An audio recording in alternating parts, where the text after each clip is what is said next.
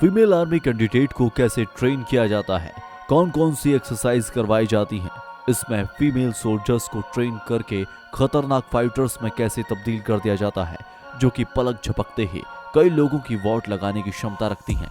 दोस्तों, आज हम आपको बताएंगे कि फीमेल आर्मी सोल्जर की ट्रेनिंग कैसे की जाती है। और आइए शुरू करते हैं अपना लाजवाब वीडियो।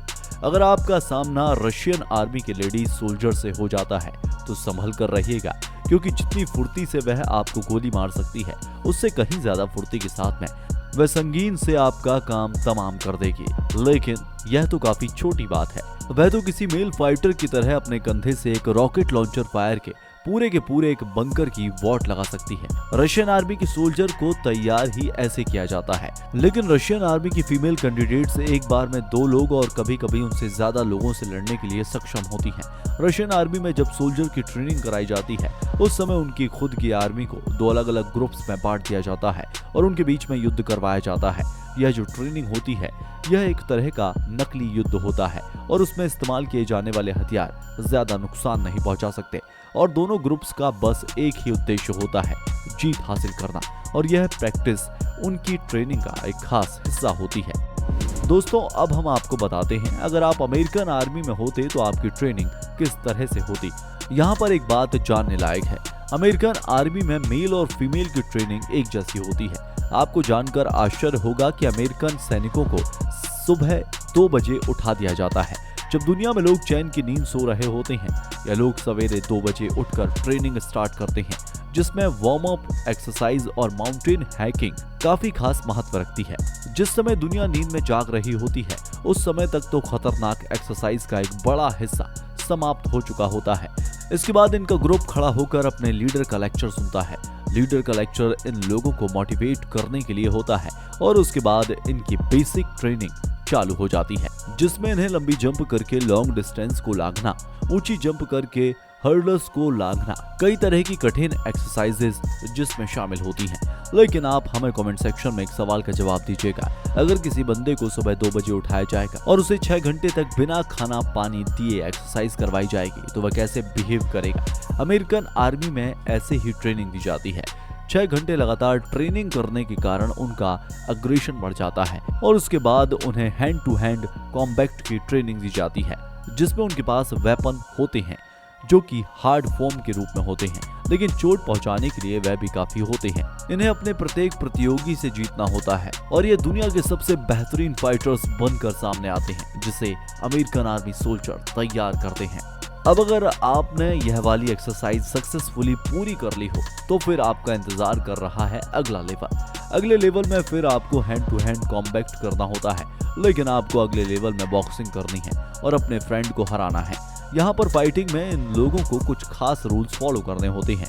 इन खास रूल्स में कुछ जगह भी डिसाइड होती हैं, जिन जगहों पर आप अटैक नहीं कर सकते, एंड रेगुलेशन फॉलो करने के बाद ही कहीं ना कहीं फाइटिंग में गड़बड़ी हो ही जाती है और लोगों को चोट लगती है, और यह ट्रेनिंग का एक हिस्सा होता है। इसके बाद इन लोगों को इनकी बंदूक दे दी जाती है और इन्हें फिर रनिंग करते हुए वापस अपने कैंप में पहुंचना होता है। उसके बाद इन्हें फाइटिंग की ट्रेनिंग करवाई जाती है, जिसमें यह लोग विरोधियों के ऊपर हमला करते हैं।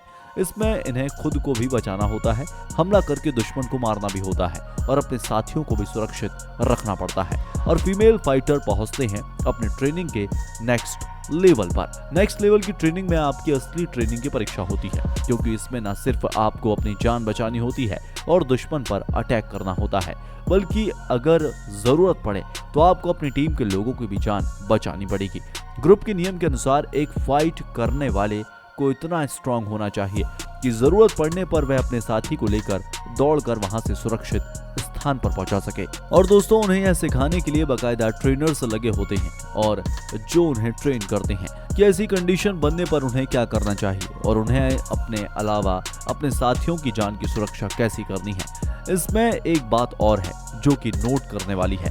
अमेरिकन ट्रेनिंग में लोगों को सुबह उठने के बाद लंबे समय तक कुछ खाने के लिए नहीं दिया जाता, और जब खाने के लिए दिया जाता है तो वह प्रोटीन और विटामिन मिनरल से भरा हुआ होता है, जो कि उनकी सेहत के लिए हेल्दी और सहायक होता है। जैसा कि मैंने इस वीडियो में अलग अलग देशों की आर्मी ट्रेनिंग और इसके बारे में बताया, मुझे ऐसा महसूस हुआ कि आर्मी की ट्रेनिंग अगर अमेरिकन लोगों की देखी जाए तो शायद मोस्ट टफ ट्रेनिंग है।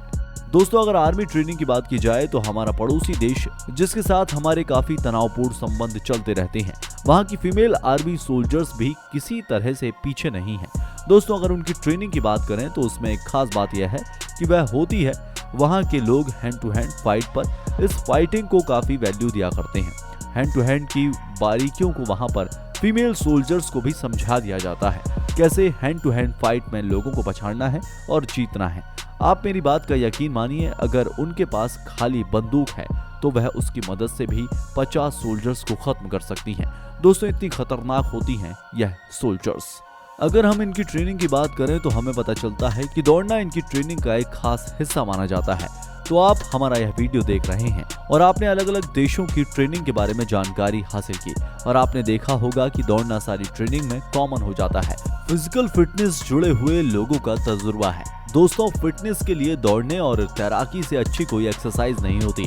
हम लोग अपने टॉपिक से भटके नहीं। चाइनीज फोर्स की ट्रेनिंग के बारे में आगे हम आपको बताते हैं। इसमें मेल जो फीमेल सोल्जर्स होती हैं उन लोगों को एक जाल के ऊपर चढ़ना होता है जो कि एक मोटी रस्सी का बना होता है। उसके बाद उन्हें एक रस्सी के ऊपर चढ़ना पड़ता है जो कि तकरीबन 20 फीट लंबी होती है और सीधे ऊपर की तरफ बंधी होती है। यकीन मानिए इस पर चढ़ना काफी मुश्किल काम होता है, लेकिन यह सोल्जर उस पर ऐसे चढ़ जाते हैं जैसे कि आप प्लेन सड़क पर चल रहे हो। तभी तो यह लोग सोल्जर बनकर सामने आते हैं।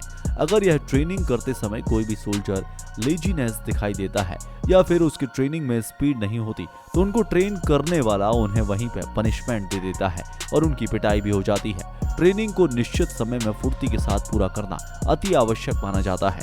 यह वाला लेवल पार करने के बाद अब अगले लेवल पर यह लोग पहुंचते हैं तो उन्हें पुशअप करना पड़ता है जो कि लोहे के खंभों पर करनी पड़ती है। दोस्तों काफी पॉसिबल है कि आप फिजिकल फिटनेस की तरफ अगर एक्सरसाइज करते रहते हो आप समझ जाएंगे कि जब यह फीमेल सोल्जर एक्सरसाइज कर रही होती हैं, अगर पुशअप करने पर कोई मिस्टेक होती है तो इनको वहीं पर पनिशमेंट मिलता है और पनिशमेंट के तौर पर इनके ऊपर टायर वगैरह कुछ रख दिए जाते हैं।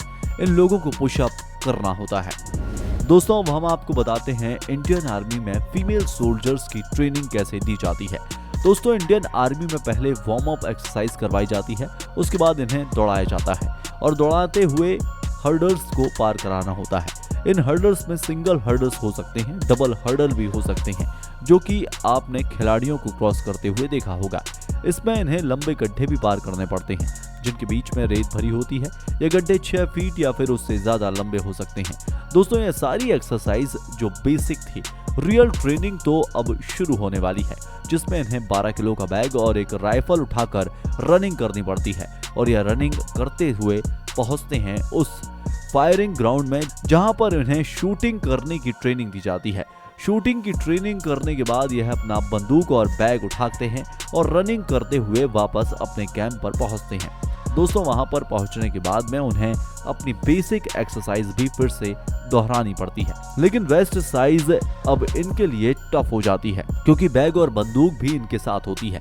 इसके बाद इन्हें एक रास्ते पर ऊपर चढ़ना होता है और उतरना पड़ता है जो कि 12 फीट या फिर उससे ऊंचा हो सकता है। उसके बाद रस्सों पर इन्हें लटक कर उल्टा भी चलना होता है। इसके साथ साथ इनको ट्रेनिंग स्किल्स भी दी जाती हैं। दोस्तों आपको क्या लगता है इन सारे ट्रेनिंग में से मोस्ट टॉप ट्रेनिंग सेशन किस देश का होता है? हमें कमेंट सेक्शन में जरूर बताइएगा। अगले वीडियो में फिर मुलाकात होगी, तब तक के लिए जय हिंद, जय भारत, वंदे मातरम।